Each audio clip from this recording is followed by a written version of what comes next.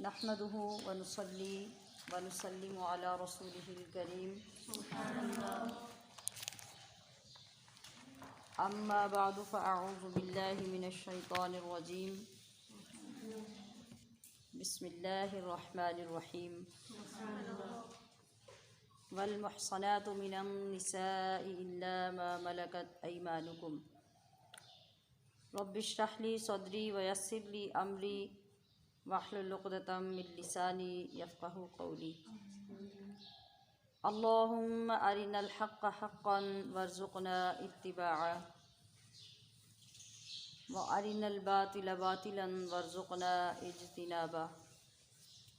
अल्लाहुम्मा अंफ़अना बिमा अल्लमतना व अल्लिमना मा यंफ़अुना व ज़िदना इल्मा। इन्नल्लाह व मलाइकतहु युसल्लूना अलन नबी या अय्युहल्लज़ीना आमनू सल्लू अलैहि व सल्लिमू तस्लीमा। अस्सलातु वस्सलामु अलैका या सय्यदी या रसूलल्लाह व अला आलिका व अस्हाबिका या हबीबल्लाह। मौलाया सल्लि व सल्लिम दाइमन अबदा अला हबीबिका खैरिल खल्क़ि कुल्लिहिम। हमारा आज़म क्या है, आपको याद हो गया है कि नहीं? बोलिए ज़रा। दुनिया को सुना देंगे, इंशाअल्लाहुल अज़ीज़। हम नग़्मा-ए क़ुरआनी दुनिया को सुना देंगे, हर फ़र्द को हम इसका दीवाना बना देंगे।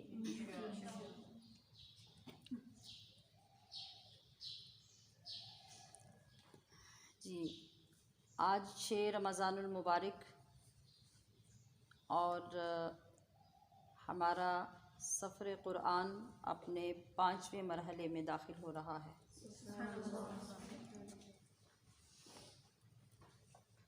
चूँकि पहले दिन हमने पारे का ख़ुलासा नहीं पढ़ा था, इसलिए अभी तक एक दिन का पीछे सबक चल रहा है और इंशाअल्लाह अगले चंद दिनों में हमने इसे दिनों के साथ बराबर ही नहीं बल्कि 29 दिन में डिवाइड करना है इंशाअल्लाह। तो आज हमारे इस पारे में 17 रुकू होंगे और 18वें रुकू की 6 आयात होंगी जिन पर हम गुफ्तगू करेंगे। रुकू नंबर 1 में गुज़श्ता पारे का तसलसल चल रहा है, जिसमें ज़िक्र था कि किन ख़वातीन से निकाह करना हराम है। और इस पारे के आगाज़ में उसी मज़मून को चलाते हुए आगे निकाह के बदले में मेहर की अदायगी का भी ज़िक्र किया गया है।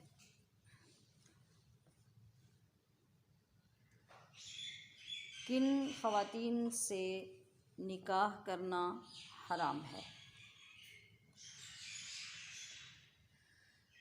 इन रिश्तों में माँ है, बेटी है, बहन है, फूफी हैं, खाला, भतीजी, भांजी,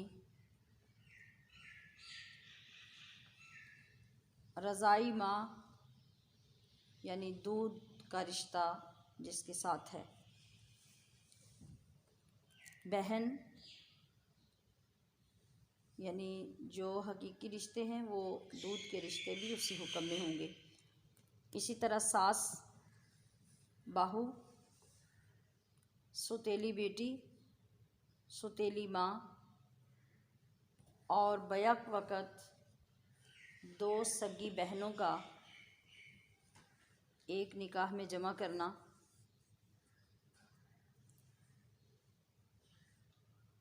ऐसे ही खाला, भांजी और फूफी और भतीजी का बैक वक़्त जमा करना।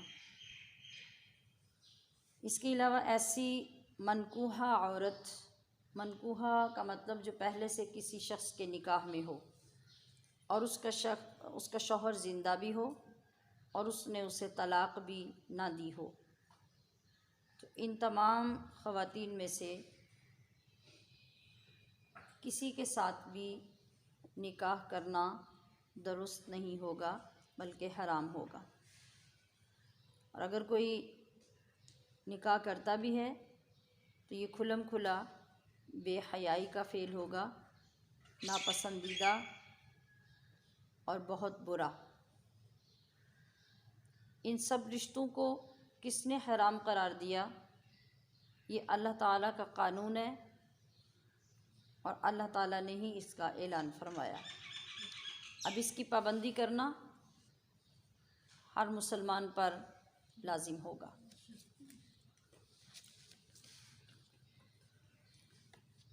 पारे के आगाज़ में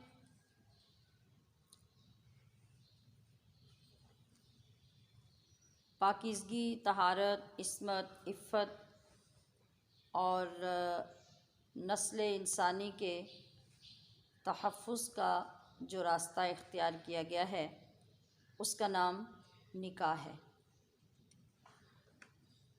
फरमाया गया कि अगर गैर मनकूहा यानी ऐसी औरत जिसका अभी निकाह नहीं हुआ तुम्हें निकाह के लिए आज़ाद औरत ना मिले तो किसी लौंडी या किसी बांदी के मालिक की इजाज़त से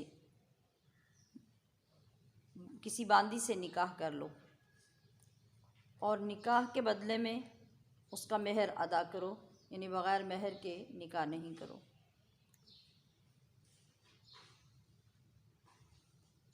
अगर आज़ाद औरत की तरह लौंडी या बांदी ज़िना में या बदकारी में मुब्तला हो जाए तो जो सज़ा आज़ाद औरत की होगी वो उससे आधी यानी निस्फ़ बांदी की होगी।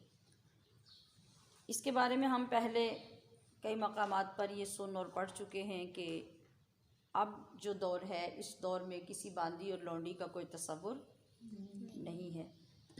ये उस वक़्त सहाबा इकराम को, उस वक़्त के मुसलमानों को ये हुक्म दिया गया था जिन्हें मुशरिक, काफिर और ऐसी ख़वातीन के साथ निकाह करने से रोकना मकसूद था।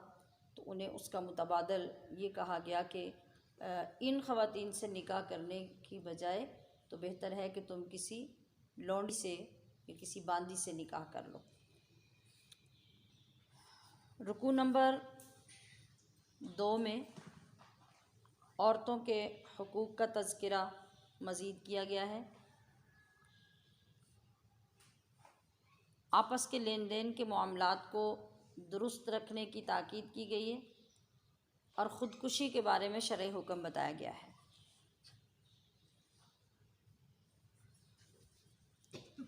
कि किसी का माल नाजायज़ तरीके से खाना हराम है। अलबत्ता साहिब माल की रज़ामंदी हो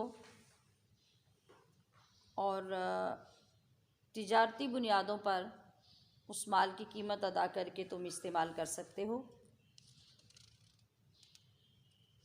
ख़ुदकुशी हराम है और ख़ुदकुशी करने वाला दोज़ख का मुस्तहिक होगा। ये ख़ुदकुशी क्या है? कि हमारे मुआशरे में आप कह सकते हैं कि ये बहुत ज़्यादा वाक़ई होने वाला फ़ेल है। क़ुव्वत बर्दाश्त की कमी, जहालत, दीन से दूरी, ये चीज़ें बंदे को इस तरफ कदम बढ़ाने पे मजबूर करती हैं। और हमारे यहाँ जो क़ुव्वत बर्दाश्त का ना होना है और अल्लाह के अहकाम से ना आशनाई है, इस वजह से ऐसे अफ़ाल सरज़द होते हैं। किसी भी मामले में कुछ प्रेशर आ गया, अपने साथ कोई जुल्म महसूस किया, ज़्यादती महसूस की या किसी की तरफ से हकीकतन ज़्यादती हुई तो उस पे ये इंतहाई कदम उठा लिया कि ख़ुदकुशी कर ली और अपनी जान ख़त्म कर ली।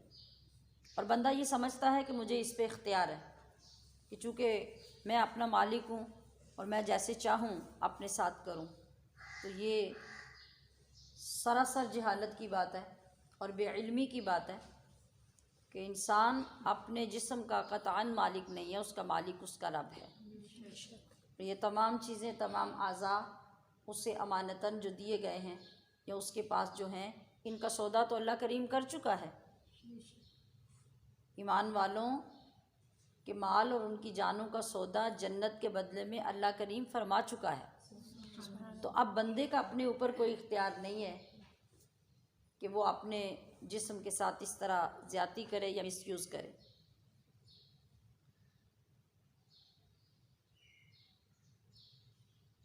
इस बात के अंदर हाल ही में वायरल होने वाले उस जुमले का भी जवाब है जो जाहिल तरीन ख़वातीन सड़कों पर निकल कर मेरा जिस्म मेरी मर्ज़ी के नाम से लगाती रही। तो शरई तौर पर जो शख्स खुदकुशी करता है, हमारे फ़ुक़हा ने तो फरमाया कि ऐसे शख्स का जनाजा भी ना पढ़ा जाए। और ये शख्स ऐसा है कि इसके लिए दोज़ख के अज़ाब की वईद सुनाई जा चुकी है। फिर गुनाहों के बारे में भी ज़िक्र किया गया कि जो शख्स अल्लाह के डर और उसके खौफ से कबीरा गुनाहों से बचने की कोशिश करता है तो उसकी बरकत से अल्लाह पाक उसके सगीरा गुनाह माफ़ फरमा देता है।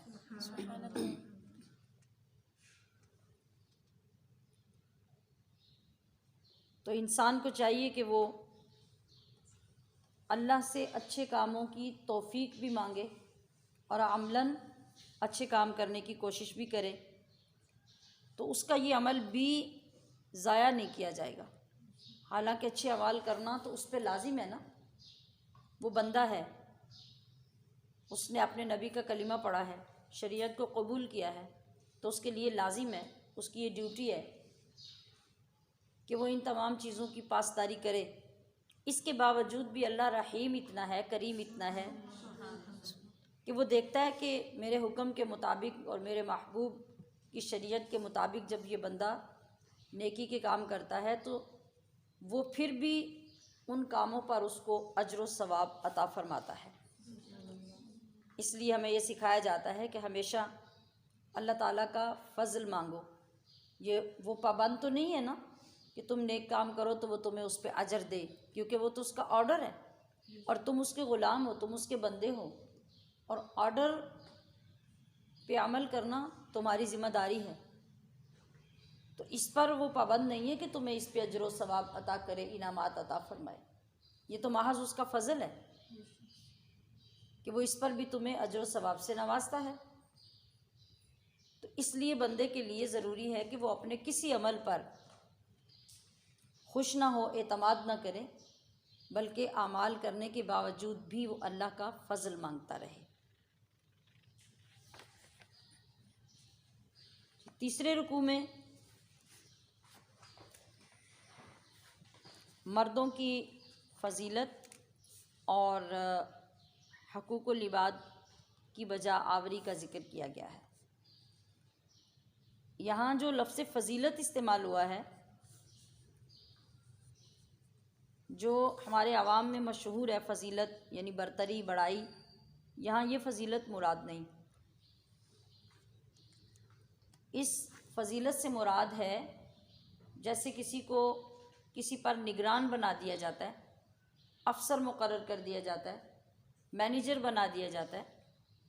यहाँ इस फ़जीलत से मुराद ये है।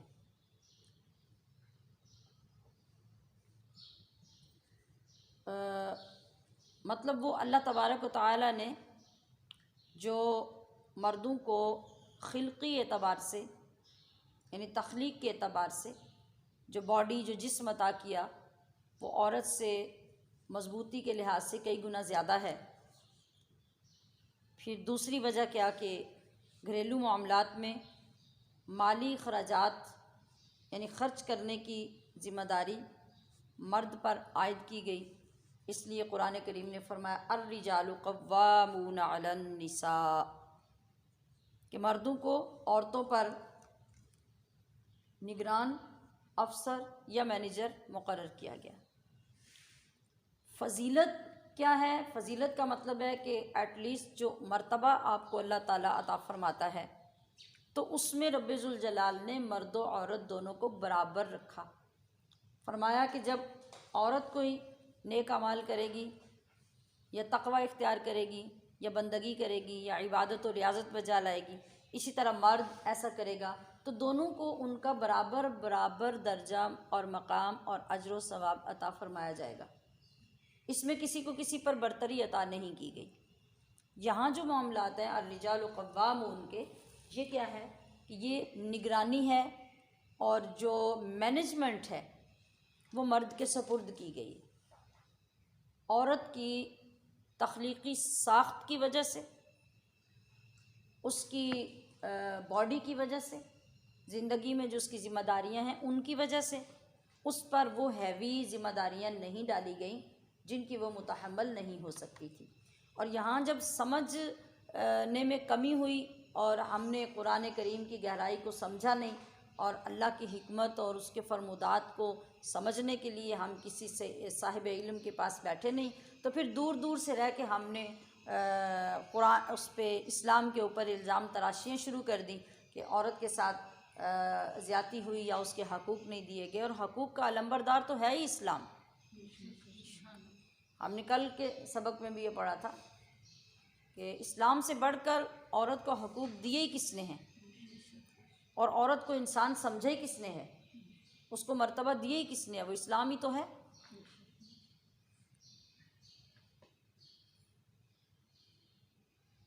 तो क्यों ज़िम्मेदारी मर्द के ऊपर डाली गई अखराजात की, बैरूनी मामलात की, उमूर की, मैनेजमेंट की?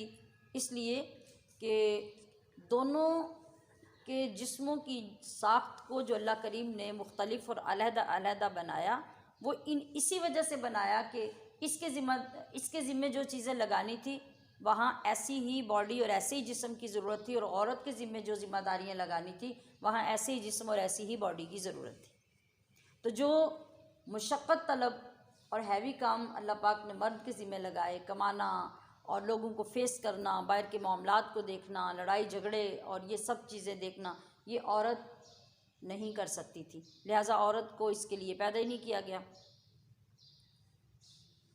अगर औरत जॉब भी करे, नौकरी भी करे, मेहनत भी करे तो भी शरीयत मुताहरा ने उसको अपनी रकम, अपना पैसा बच्चों पर ख़र्च करने का मुकल्लफ़ नहीं बनाया। शौहर को इजाज़त नहीं दी, सास ससुर को इजाज़त नहीं दी कि वो ज़बरदस्ती औरत से उसकी रकम लें और वो तकाज़ा करें कि वो बच्चों की परवरिश करे या उन पे ख़र्च करे। वो अपनी मर्ज़ी से करे तो बहुत अच्छा है, ना करे तो कोई उसको शरई तौर पे पाबंद नहीं कर सकता। जी, फिर फरमाया कि पाकीज़ा और नेक ख़वातीन वो हैं जो अपनी पाक दामनी की मुहाफ़िज़ हैं, फरमा बरदार हैं, अपनी इस्मत और इफ़्फ़त का ख़याल रखती हैं। और जो ख़वातीन नाफरमानी पे उतर आएँ तो उनको समझाने का तरीक़ा यूँ इख्तियार करो कि पहले उन्हें नसीहत करो, समझाने की कोशिश करो, नरमी इख्तियार करो। अगर इससे असर ना हो तो फिर अगला स्टेप लो कि उससे इज़दिवाजी ताल्लुक़ात मुनक़ता कर दो, बिस्तर अलग कर लो। और फिर भी अगर ऐसा ना हो तो मुनासिब हद तक सख्ती सरजनश करके उन्हें राह रास्त पे लाने की कोशिश करो। अगर वो फर्मा बरदारी इख्तियार कर लें तो फिर उन्हें मज़ीद तंग ना करो। फिर मतलब क्या कि बात बात पे उन्हें टीस ना करो, ताना जनी ना करो। और अगर मियाँ बीवी के इख्तिलाफ़ात हद से बढ़ जाएं तो फिर दोनों ख़ानदानों में से एक एक नुमाइंदा आपस में मज़ाकरात करके दोनों को बिठा के कोई हल निकालने की, सुलह कराने की कोशिश करें। अब यहाँ अगर तो मियाँ बीवी दोनों मुखलिस होंगे तो फिर उन नुमाइंदों की वजह से घर बस जाएगा, झगड़ा ख़त्म हो जाएगा। और बेहतरी का कोई रास्ता ज़रूर निकल आएगा। लेकिन अगर वो अपना घर बसाने में मुखलिस ही ना हुए, यानी किसी और खबासत की वजह से, अपनी नीयत में खलल की वजह से, जैसा कि आजकल हम हर दूसरे घर में देखते हैं कि घर को उजाड़ा क्यों जाता है, या मर्द के बुरे ताल्लुकात कहीं बाहर होते हैं और वो किसी न किसी तरीके से बीवी को घर से निकालना चाहता है, या औरत के बुरे ताल्लुकात कहीं बाहर होते हैं और वो किसी न किसी तरीके से अपने शौहर से छुटकारा चाहती है, तो फिर तरफ़ैन जितना भी ज़ोर लगा लें, जितनी भी कोशिश कर लें, नतीजा पॉजिटिव नहीं निकलता। वो दोनों अपनी अपनी जगह पे अड़े रहते हैं। तो इसलिए कुरान से ज़्यादा, रहमान से ज़्यादा इंसान की नेचर को कौन जानता है? बेशक। तो अल्लाह तबारक व तआला ने ये तमाम चीज़ें खोल कर बयान कर दी कि अगर ये सब ठीक हुआ तो फिर तो ठीक हो जाएगा, क्योंकि नशेब व फराज, अप डाउन्स हर जगह पे, हर रिश्ते में, हर घर में आते हैं। तो उनके हल का यही तरीक़ा होता है कि कोई भी करीबी शख्स जिससे आप मोहब्बत करते हैं, जिसकी बात की पासदारी करते हैं, जिसका मान रखते हैं, वो बैठ के आपको समझाए, कूल डाउन करे और आपके मामलात को ठीक करे, तो मामलात ठीक हो जाएंगे। तो ये तमाम तरीके देखिए कि हमारे माँ बाप भी जो नहीं समझाते वो रब्बे करीम हमें समझा रहा है। फिर अल्लाह की इबादत, रियाज़त, बंदगी, रसूलुल्लाह की ग़ुलामी, ये सारी चीज़ों के बारे में समझाने के साथ साथ अल्लाह करीम ने हक़ूक़ुल इबाद का ज़िक्र फ़रमाया और उनको समझाने और उनको पूरा करने का एहतमाम करना ज़िक्र किया। यानी फ़रमाया कि पहले तो अल्लाह की इबादत करो और इबादत ऐसे करो कि उसके साथ किसी को शरीक मत ठहराओ। फिर इसके बाद, यानी तुम्हारी इबादत के बाद इम्पोर्टेंस किस चीज़ की है? वालिदैन के साथ उसने सलूक की। अल्लाह की ज़ात के फ़ौरन बाद जिस ज़ात का ज़िक्र किया वो इंसान के माँ बाप है। कितना बड़ा मकाम है, कितना बड़ा दर्जा है। आज की जनरेशन, आज की तालीमात के मुताबिक, आज के माहौल के मुताबिक, इल्ला माशा अल्लाह, जो अपने माँ बाप के साथ सलूक करती है और उनको जो मकाम देती है वो हमारी निगाहों से ढका छुपा नहीं है। तो रब्बे ज़ुल जलाल क्या चाह रहा है कि अगर मेरी बंदगी के बाद, मेरी ज़ात के बाद तुम्हारी नज़र में किसी की शान, किसी की फजीलत, किसी का मकाम होना चाहिए तो वो तुम्हारे माँ बाप हैं। उसके बाद यानी मनसब के मुताबिक तुम्हारे रिश्तेदार, कौन रिश्तेदार कितना करीब है माँ बाप के बाद, फिर उनके साथ उसने सलूक, फिर यतीम के साथ एहसान, उसकी परवरिश, फिर मिस्कीन के साथ, फिर अपने पड़ोसी के साथ, फिर अजनबी मुसाफिर के साथ, फिर ग़ुलामों और लौंडियों के साथ, हर एक को तरतीब से ज़िक्र कर दिया कि अल्लाह को मतलूब है कि तुम सब इन के साथ हुस्न सलूक से पेश आओ। और याद रखो कि अल्लाह ताला किसी के साथ एक ज़र्रा बराबर भी जुल्म नहीं करता। मतलब कि अगर कोई शख्स नेकी करता है तो बजाय इसके कि अल्लाह पाक उसके बराबर उसका अजर दे, अल्लाह इतना शाकिर है, अल्लाह इतना अलीम है, अल्लाह इतना करीम है कि वो तुम्हारी नेकी को बढ़ा चढ़ा कर पहाड़ों के बराबर ले जाता है और फिर जाके तुम्हें अजर अता फरमाता है।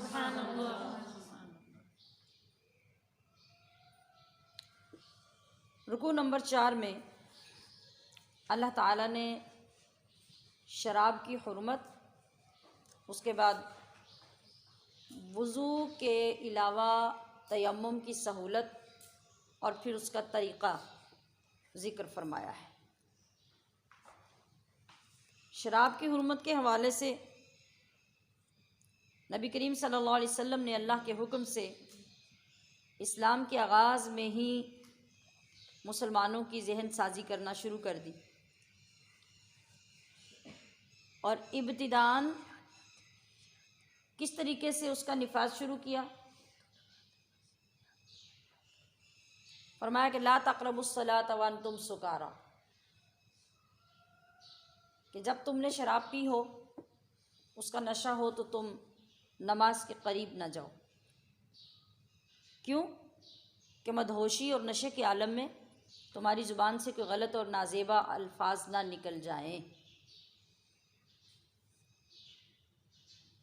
अब क्या है यहाँ कि नमाज तो लाजिम है, नमाज तो फ़र्ज़ है।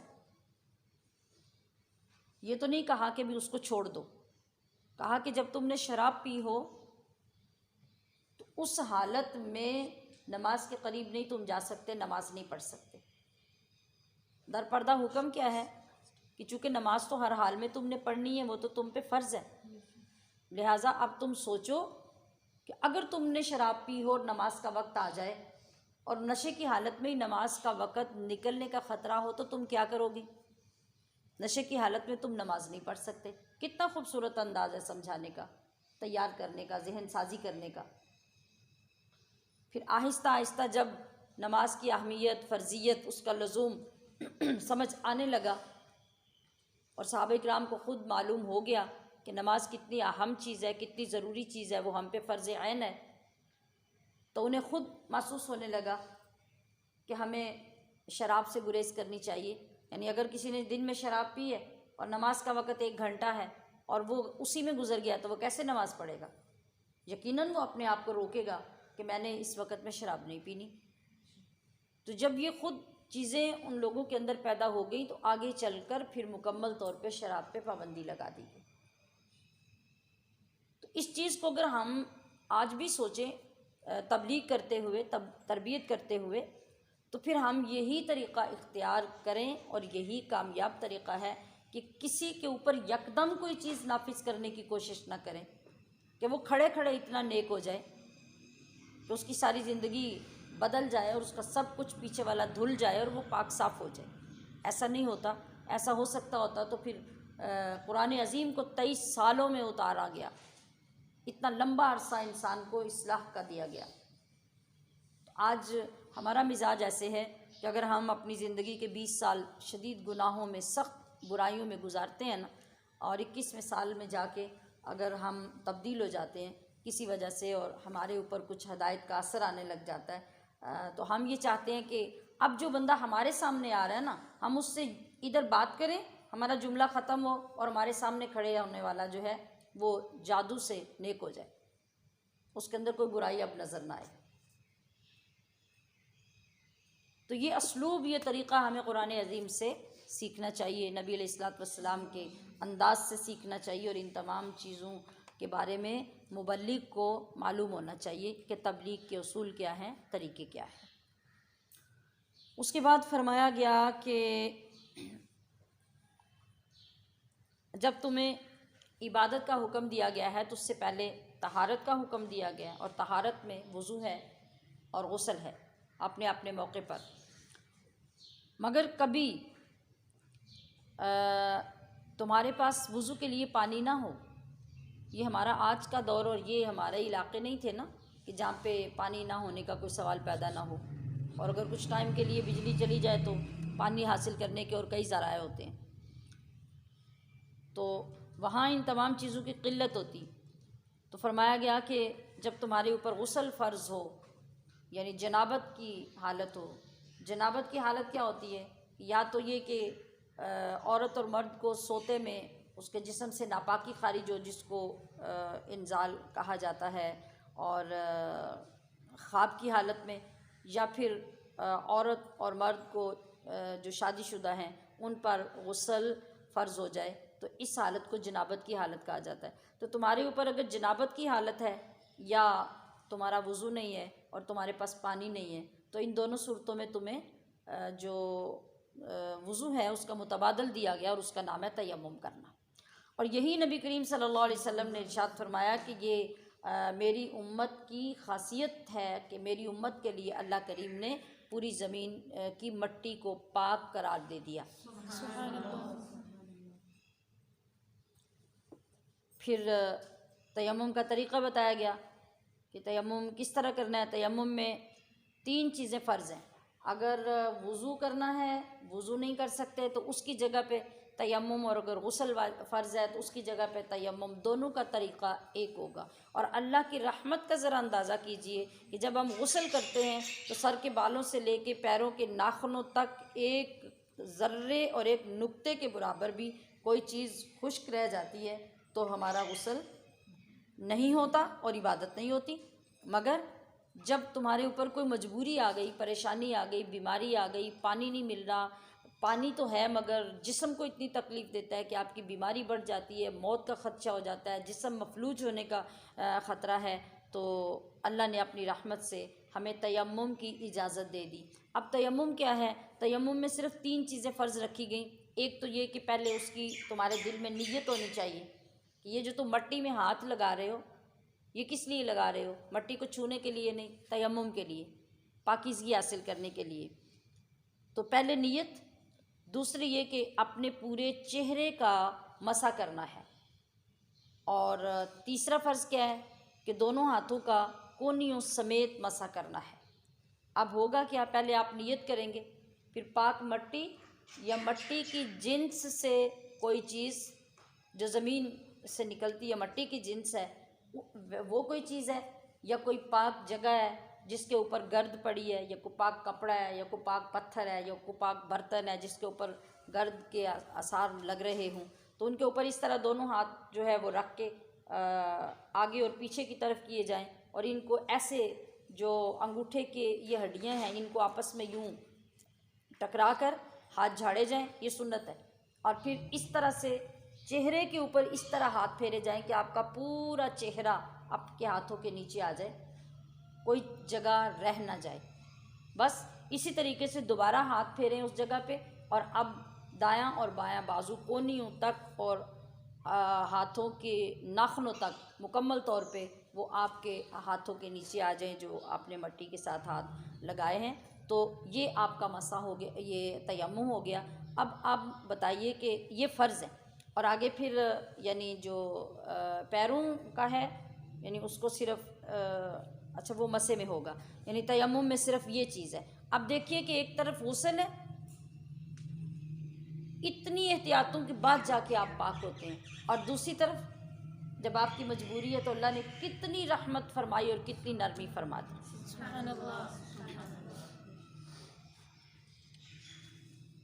जी, इसके बाद आगे रुकू नंबर 5।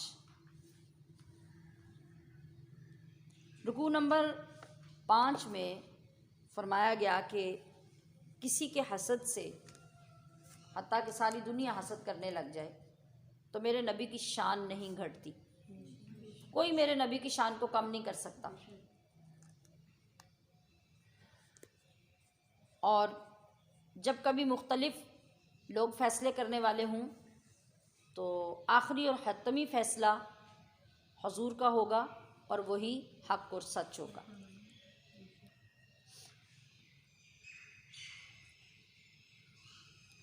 यानी इसमें बताया ये जा रहा है कि कुछ लोग ईमान का दावा भी करते हैं, ये वहाँ जो मुनाफिक थे उनको मुखातब किया गया, और अपने फ़ैसले उनसे करवाते हैं जो अल्लाह के बागी हैं, तागूत यानी शैतान के नुमाइंदों से। जबकि ईमान लाने वालों को तागूतों से बेजारी का हुक्म दिया गया है कि वो उनके करीब न जाएं, क्योंकि शैतान के नुमाइंदे हैं, और शैतान इंसान को दूर की गुमराही में डालना चाहता है जहाँ से वो पलट कर हदायत की तरफ ना आए।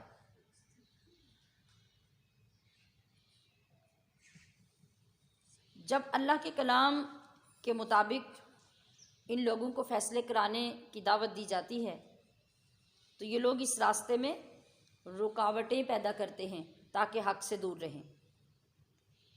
तो हुज़ूर सल्लल्लाहु ताला अलैहि वसल्लम की आमद का मकसद क्या है कि इनकी इताअत की जाए, इनको फॉलो किया जाए, इनकी बात मानी जाए।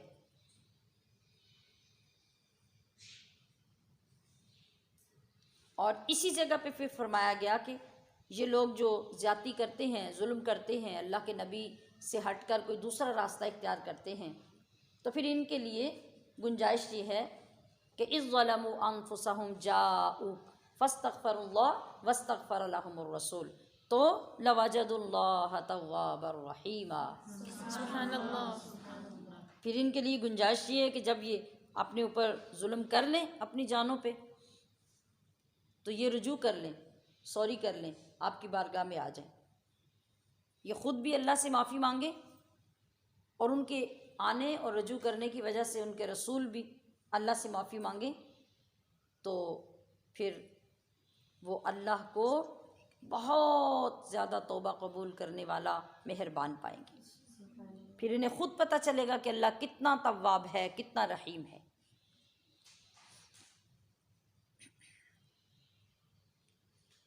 जी, यहाँ जो इशारा है इसके अंदर, ये एक मुनाफिक और एक यहूदी के मामले की तरफ है कि नबी अलैहिस्सलातु वस्सलाम ने जब इन दोनों फरीकों के दलाइल सुने, इनके दरमियान झगड़ा हो गया, तो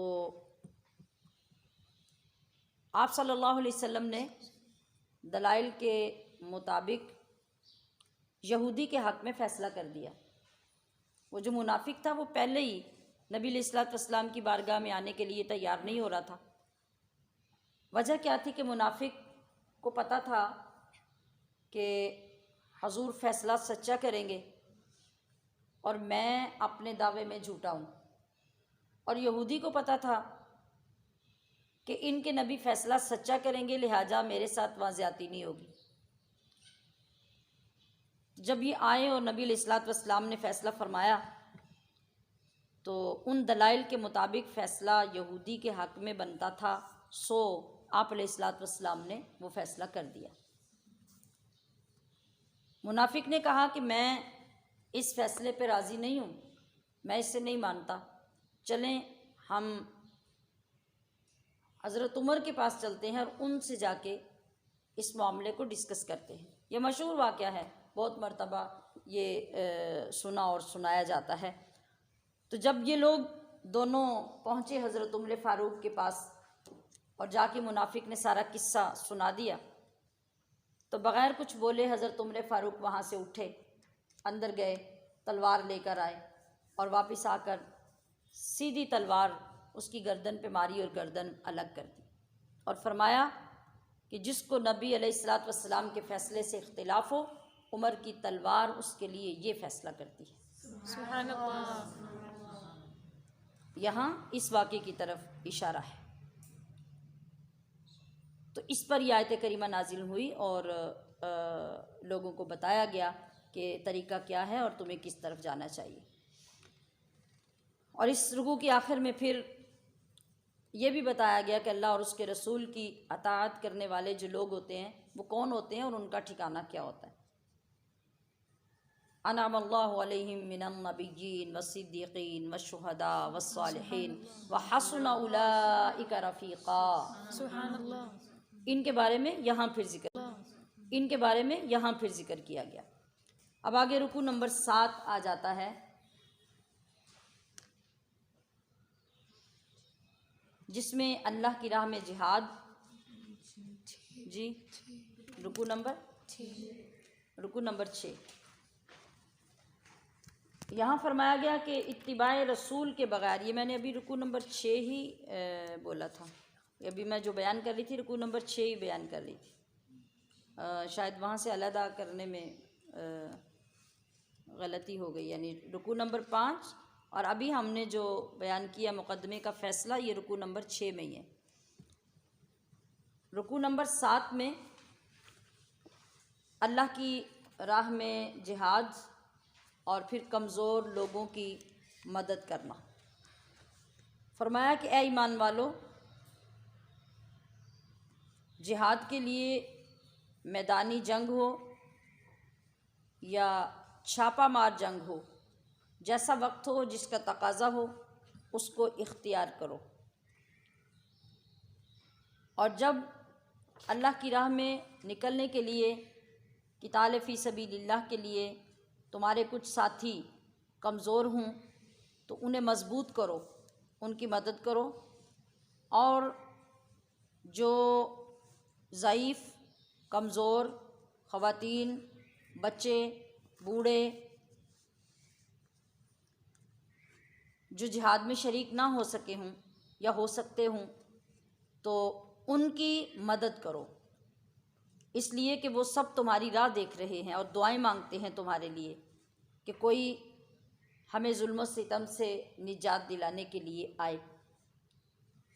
तो तुम्हारे लिए ज़रूरी है कि तुम उन लोगों को भी अपनी मदद से मजबूत करो और जब भी जिस तरह की भी जंग इस्लाम को मकसूद हो और उसके बग़ैर इस्लाह अहवाल ना हो सकते हों तो फिर तुम्हें उसके लिए तैयार रहना चाहिए।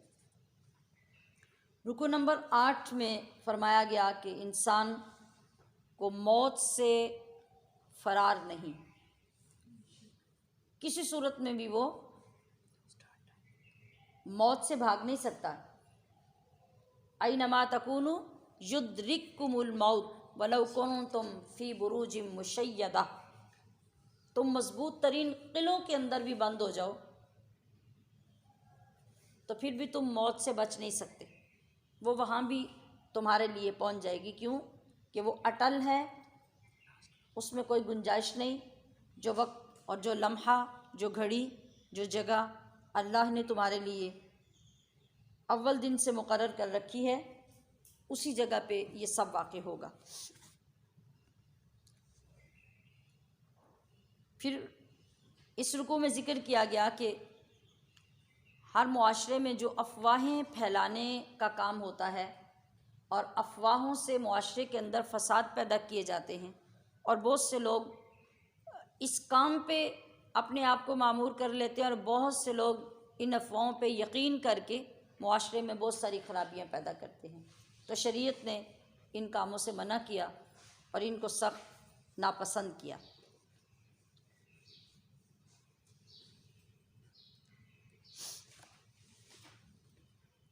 और यहाँ भी यही फरमाया कि हमने रसूल को इसलिए भेजा है ताकि उसकी इताअत की जाए और अताअत खुदाबंदी अताअत रसूल में छुपी हुई है। तुम डायरेक्ट अल्लाह की इताअत कैसे कर सकते हो? ना तुम्हारी अल्लाह से कोई मुलाकात है, ना तुम अल्लाह को देख सकते हो, ना अल्लाह कोई काम करता है, ना करके दिखाता है। ये सब चीज़ें तो अल्लाह ने अपने महबूब के ज़िम्मे लगाई हैं। और जिसने अपने रसूल की इताअत करना सीख ली उसने गोया अल्लाह की इताअत की। मन युतिइर रसूल फ़क़द अता अल्लाह, इसीलिए फरमाया गया। और आगे फरमाया गया कि ए मेरे हबीब, ये जो मुनाफिकीन हैं ये जब आपकी बारगाह में बैठते हैं तो ये तो इताअत की फर्मा बरदारी की बातें करते हैं, मगर जिस वक़्त ये आपकी मजलिस से उठ के जाते हैं तो ये मुखालफत करना शुरू कर देते हैं। तो आप अपने रब पे तवक्कुल करते रहें और इनकी इन एक्टिविटीज़ से सरफ़ नज़र करते रहें, उन्हें इग्नोर करते रहें, इसलिए कि अल्लाह बेहतरीन कारसाज़ है।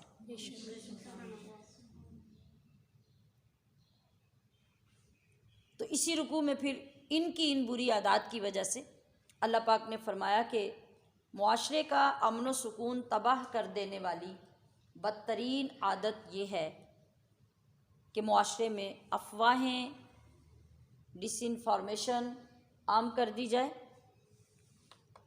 इसकी कुरान करीम ने मज़म्मत फरमाई और इसके सद्देबाब का तरीक़ा क्या बयान किया, यानी इनसे छुटकारा कैसे हो सकता है और अफवाहों से आप महफूज कैसे रह सकते हैं। और मैं कि इसका सादा सा तरीक़ा ये है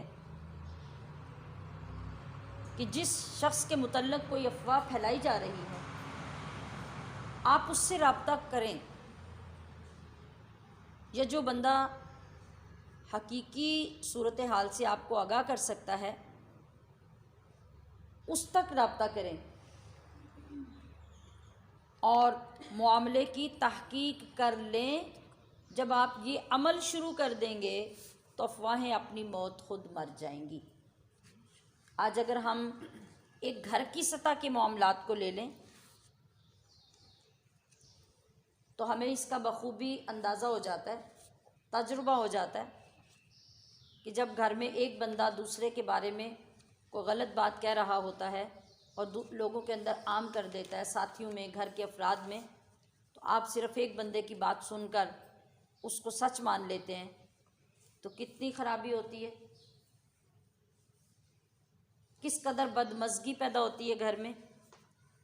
और जब कभी इत्तिफ़ाक़न वो बात नेक्स्ट टाइम में सामने आ जाए और जिसके मुतल्लिक़ बात की गई थी वो उसकी तरदीद कर दे, इनकार कर दे कि ऐसा तो कुछ है ही नहीं, तो फिर आपको कभी कभी अपनी गलती का ख़ुद एहसास होता है कि ये तो हमें पहले ये काम कर लेना चाहिए था। और आसान अगर कर दें तो घरों के अंदर 2-3 किरदार होते हैं जो हमेशा एक दूसरे के एंटी रहते हैं। घर में अगर एक मर्द शौहर है, एक औरत का दूसरी औरत का वो बेटा है, तीसरी औरत का वो भाई है, वो शख्स एक ही है, तो हर बंदा बढ़ चढ़ कर कोशिश करता है कि मैं दूसरे के मुतल्लिक़ वो बात इस तक पहुंचाऊं कि ये दोबारा कभी उसकी तरफ मुंह भी ना करे, उससे बात भी ना करे।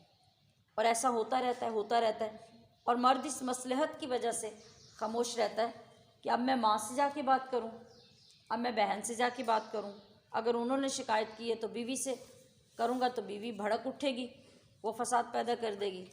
तो वो सबकी सुनता जाता है और अपने अंदर महफूज करता जाता है। वो अपनी तरफ से तो सब्र कर रहा होता है, मगर क्या होता है, उससे नुकसान बढ़ता चला जाता है, दूरियां पैदा हो जाती हैं, ख़राबियाँ पैदा हो जाती हैं और कभी कभी घर उजड़ जाते हैं। तो इसका जो तरीक़ा बताया गया वो ये कि कभी भी अफवाह पर या ऐसी बात पर जो बग़ैर किसी प्रूफ और तहकीक के की गई है उस पर यकीन मत करें, बल्कि जिससे मुतल्लिक़ बात है कोशिश करें कि उससे रब्ता करके तहकीक कर लें। तो जब चंद मरतबा आप ये करेंगे तो अफवाहें फैलाने वालों को भी फ़िक्र हो जाएगी कि हम जो कह रहे हैं उसकी तहकीक हो जाएगी।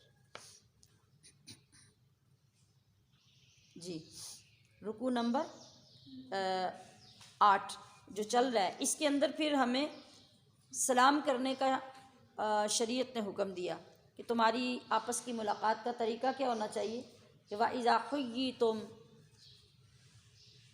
जब भी तुम एक दूसरे के साथ मिलो तो क्या करो, फ़हय्यू बिअहसन मिन्हा औ रुद्दूहा, जब एक दूसरे के साथ मिलो तो सलाम किया करो, और जब कोई सलाम करे तो बिअहसन मिन्हा, उससे ज़्यादा अच्छा जवाब दो, औ रुद्दूहा, या कम अज़ कम उन्हीं अल्फाज से सलाम का जवाब दो। ये हमारी शरीयत की मुलाकात का तरीक़ा बताया गया। जैसे अस्सलामु अलैकुम, और अच्छा जवाब क्या है, वालेकुमुस्सलाम व रहमतुल्लाह, और उससे अच्छा जवाब क्या है, व रहमतुल्लाहि व बरकातुहू। ये हुस्न अखलाक का तकाज़ा है कि जब भी एक दूसरे से मिलो तो उसके लिए रहमत की, सलामती की दुआ करो। रुकू नंबर 9, मुनाफिकीन की हकीकत को आश्कारा किया गया इस रुकू में कि अब ये वक्त आ गया है कि इनके बारे में दो टोक पॉलिसी इख्तियार कर ली जाए, यानी मुनाफिकीन के बारे में अब दोहरी ज़हनियत का शिकार मत हों। अल्लाह पाक इनको मुस्तरद कर चुका है, तो याद रखिए कि जिसको अल्लाह गुमराह करार दे दे फिर उसे कोई हिदायत दे नहीं सकता। लिहाजा इन लोगों के बारे में खुल के ये बात सामने आ गई कि ये इस काबिल नहीं है कि इनसे दोस्ती रखी जाए, बल्कि एक वक्त ऐसा आ गया कि अल्लाह पाक ने हुक्म दे दिया कि जहाँ भी ये लोग मिलें उनको कत्ल करके जहन्नम रसीद कर दिया जाए। इस रुकू में इस बात का ज़िक्र किया गया। और रुकू नंबर 10, कत्ल की अक़साम और उनकी सज़ा का मुख्तसर ज़िक्र इसमें हुआ। यानी कभी ऐसा होता है कि इंसान किसी को जानबूझ के कत्ल करता है, कभी ऐसा होता है कि गलती से कोई कत्ल हो जाता है। तो जो गलती से कत्ल होता है उसको कत्ल ख़ता कहते हैं, और जब बंदा इरादे से कसद से किसी को मारता है तो उसको कत्ल अमद कहते हैं, आइन मीम दाल, कत्ल अमद और कत्ल ख़ता। तो इन दोनों की सज़ाएँ, दोनों के ज़ाबिते इस रुकू में बयान किए गए हैं। रुकू नंबर 11 में फरमाया गया कि अगर इस्लामी हुकूमत कायम हो जाए तो फिर काफिरों के मुल्क में रहने की बजाय इस्लामी हुकूमत की तरफ हिजरत करना ज़रूरी हो जाता है, जैसा कि नबी करीम सल्लल्लाहु अलैहि वसल्लम ने मक्का से मदीना मुनव्वरा में हिजरत फरमाई। फरमाया गया कि हाँ, जो लोग कमज़ोर हों, बूढ़े हों, औरतें हों, वो इस हुक्म से मुस्तस्ना है। जो निकलने के लिए कोई राह ना पा सकें तो उन पर लाजिम नहीं है कि वो हिजरत करें। और दूसरी तरफ अल्लाह ताला के इनाम की बुलंदी बयान की गई कि अगर कोई शख्स हिजरत की नीयत से घर से निकल पड़ा, वो कमज़ोर था, बीमार था, या मंजिल दूर थी, या उसके पास सफ़र के असबाब नहीं थे, कोई भी हालत थी और वो पहुंच नहीं सका और वो रास्ते में ही फ़ौत हो गया, तो अल्लाह इतना करीम है कि उसको पूरी हिजरत का सवाब अता फरमा दे। सुभान अल्लाह। क्योंकि इसने नीयत तो कर ली थी वहाँ से निकलने की। और इस बात से मत घबराओ कि हम निकलेंगे तो कहाँ जाएंगे, अब हमारा घर बना हुआ है, हमारा सेटअप है, कहाँ जाएंगे तो लोग नए होंगे, जगह नहीं होगी, हमारे पास असबाब नहीं होंगे। तो अल्लाह तबारक व तआला फरमा रहा है कि अल्लाह के लिए अपना घर बार छोड़कर अपने दीन की हिफाजत के लिए किसी इत्मीनान वाली जगह पे जाना, ये इतना मुबारक है कि जब तुम अपने वतन से निकलोगे तो अल्लाह पाक तुम्हें नई नई अकामत गाहें अता फरमाएगा और तुम्हारी माईशत के इतने आला सामान पैदा कर देगा कि तुम सोच भी नहीं सकोगे, जैसा कि मुहाजिरीन और इंसार के साथ हुआ। और उसका मशहूर मारूफ वाक़या अहादीस मुबारका में मौजूद है। रुकू नंबर 12 में नमाज क़सर और नमाज खौफ का हुक्म और तरीक़ा बताया गया। मतलब नमाज की अहमियत बताते हुए हमें ये सिखाया गया कि जब तुम सफ़र में हो तो सफ़र में नमाज तो माफ़ नहीं हो सकती, अलबत्ता तुम्हारे लिए ये रुख्सत हो सकती है कि हंगामी हालत है, सफ़र है, वक्त कम है, तो तुम फिर सिर्फ़ फ़र्ज़ अदा करो और फ़र्ज़ों में 4 रकत वाली नमाज को 2 करके पढ़ लो, ये तुम्हारी क़सर नमाज हो जाएगी। और अगर तुम्हारे पास वक्त की गुंजाइश है या तुम आसानी में हो तो फिर सुन्नतें और नफिल पढ़ो, अफजल है। वैसे सफ़र में तुमसे वो साक़ित कर दिए गए हैं, सिर्फ़ फ़र्ज़ की 2 रकतें पढ़ोगे तो तुम्हारी नमाज अदा हो जाएगी, लेकिन नमाज छोड़ने की इजाज़त नहीं है। फिर सलातुल खौफ यानी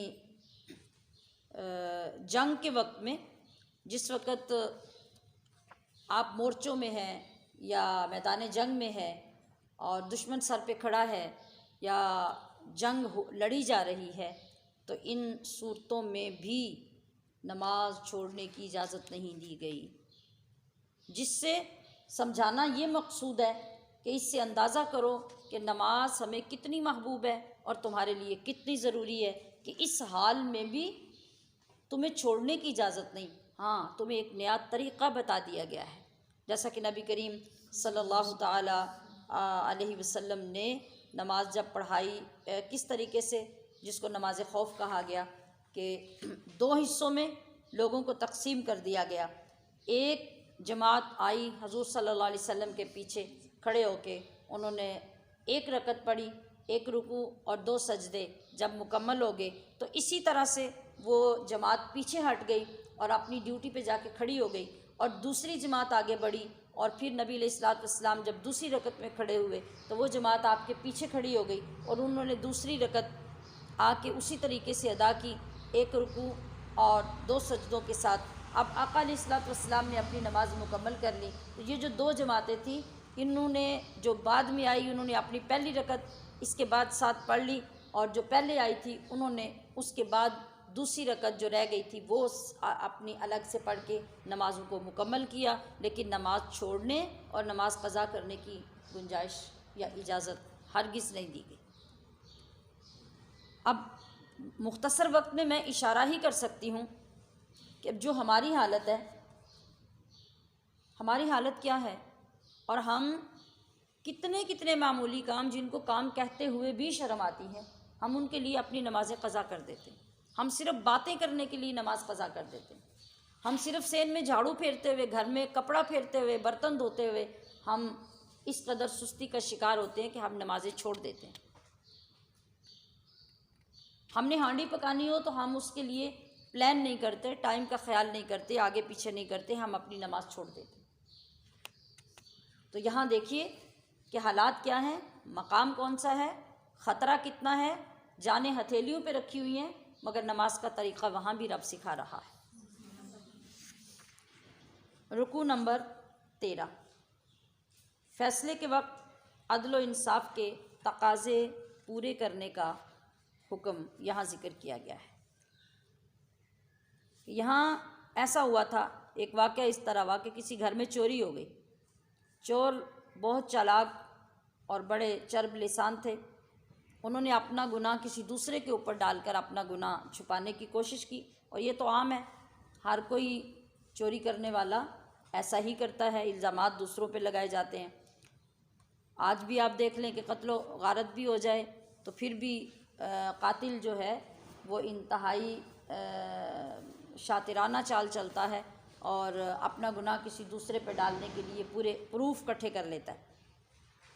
तो कुरान करीम ने ऐसी चीज़ों को और इन लोगों के जुर्म को सामने लाते हुए तहकीक की ताकीद फरमाई कि बिला तहकीक किसी ख़यानत करने वाले मुजरिम की हमायत नहीं करनी चाहिए, बल्कि अदल व इंसाफ के कानून के मुताबिक फ़ैसला करके मुजरिमों को सज़ा देना ज़रूरी है। और अगर आज कोई मुजरिम कामयाब भी हो गया अपनी ऐसी चाल में, तो याद रखिए कि अल्लाह की अदालत तो भी बाकी है। कल क़यामत में जब अल्लाह की अदालत लगेगी तो फिर ऐसे लोगों को कौन बचा सकेगा? कोई बचाने वाला नहीं होगा। रुकू नंबर 14, खुफिया तदबीर बुराई के लिए नहीं, अच्छाई के लिए करनी चाहिए। और ये काम और ये बात भी हमारे मुआशरे में आम है कि एक कैटेगरी और एक मिजाज रखने वाले लोग जो होते हैं, जब वो किसी बुराई पे जमा होते हैं तो ऐसी पॉलिसीज़, ऐसी साजिशें बैठ के करते हैं कि इंसान हैरान रह जाता है। इंसान तो क्या, शैतान भी हैरान रह जाता है कि ये तो मैं भी नहीं कर सकता था जो इन्होंने कर लिया। अब वो ऐसी खुफिया मीटिंग्स होती हैं और इस तरह ग्राउंड बनाई जाती है और ऐसा मवाद इकट्ठा किया जाता है कि सुनने वाला शायबा तक नहीं रखता, उसे गुमान तक नहीं गुज़रता कि इसके अंदर कोई झूठ भी हो सकता है। तो कुरान हमें क्या क्या फरमा रहा है कि तुम अगर खुफिया तदबीरें कर सकते हो, प्लान कर सकते हो, तो फिर हमेशा उस काम के लिए प्लान करने इकट्ठे हो जो नेकी का काम हो, जो दीन का काम हो, जो खैर का काम हो, जो इस्लाह का काम हो। बुराई और शर के कामों पर खुफिया तदबीरों की मज़म्मत फरमाई कुरान करीम ने।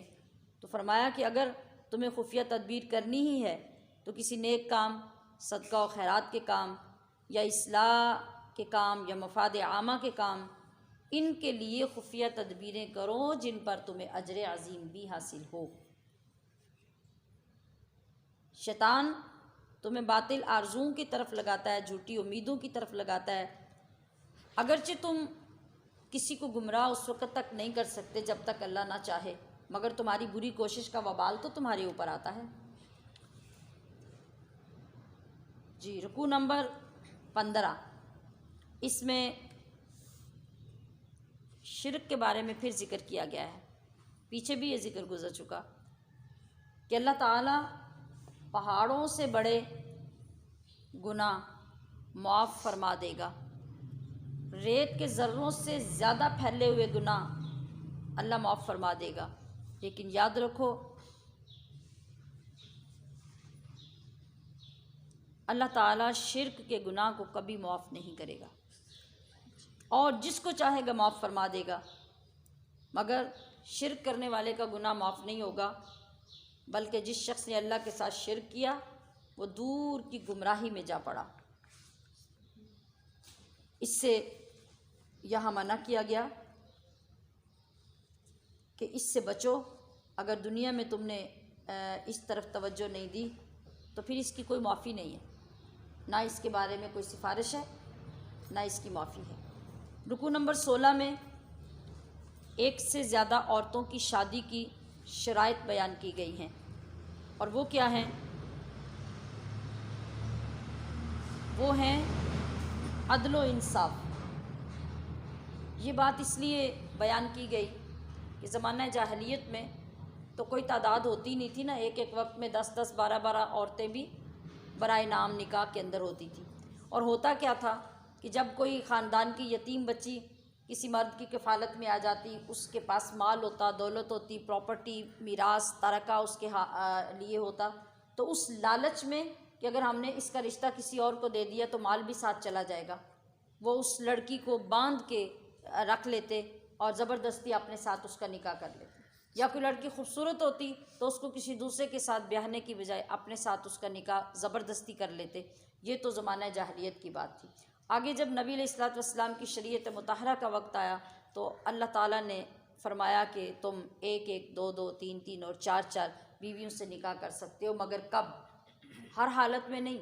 उस वक़्त जब कोई तुम्हारी ज़रूरत हो, तुम्हारी तलब हो, तुम्हारी ख्वाहिश हो, और उस पर शर्त क्या है कि तुम एक, दो या तीन या चार जितनी भी शादियां करते हो उन सब में अदल व इंसाफ कायम रख सकते हो, सब के हुकूक बराबर के अदा कर सकते हो। अगर उनकी औलादें हैं तो सारी औलादों के साथ मसावात का तरीक़ा इख्तियार कर सकते हो। अगर ये नहीं कर सकते तो फिर तुम्हें एक से ज़्यादा शादियों की इजाज़त नहीं है।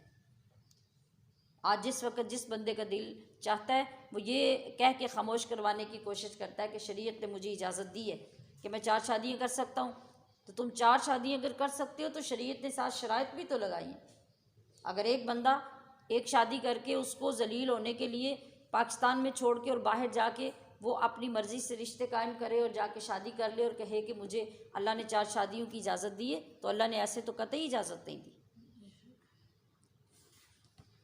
रुकू नंबर 17, इंसाफ पर कायम रहने और हमेशा सच्ची गवाही देने की ताकीद की गई और फरमाया गया कि जो शख्स हमेशा सच्ची गवाही देता है और इंसाफ पे कायम रहता है वो शख्स वो है जिसके अंदर इस्तिकामत की बहुत बड़ी निशानी पाई जाती है। अच्छी आदत इंसान के अंदर उसी वक्त पैदा होती है जब उसको पुख्ता ईमान हासिल हो जाए और ईमान उसके दिल में जम जाए। याद रखिए कि वो ईमान कामिल ईमान नहीं है जिसके अंदर इस्तिकामत ना हो, इंसान कभी इधर और कभी उधर उलटता पलटता रहे, आज एक तरफ कल दूसरी तरफ, ना इधर का ना उधर का। और ये तरीक़ा किसका था?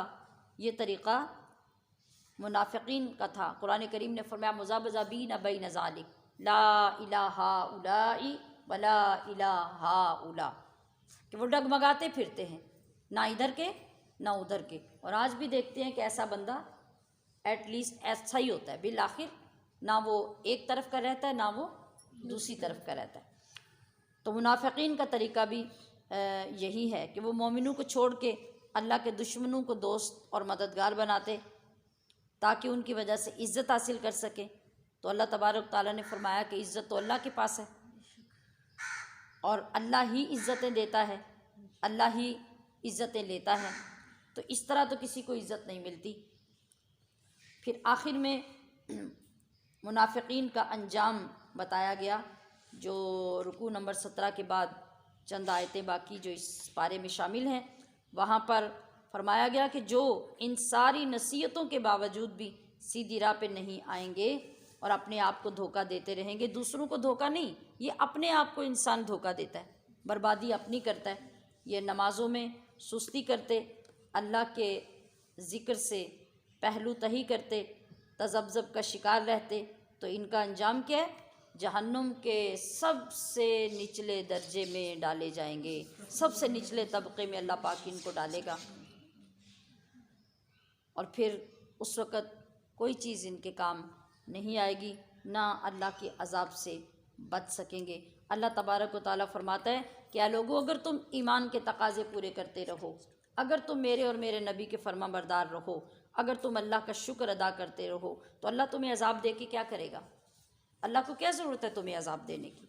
अल्लाह ताला दिलों का भेद जानने वाला, बहुत ही कदर करने वाला मालिक व मौला है। लिहाजा उसके हो जाओ, उसकी इताअत में लग जाओ ताकि दुनिया और आखिरत संवर जाएँ। वमा अलैया इल्लल बलागुल मुबीन।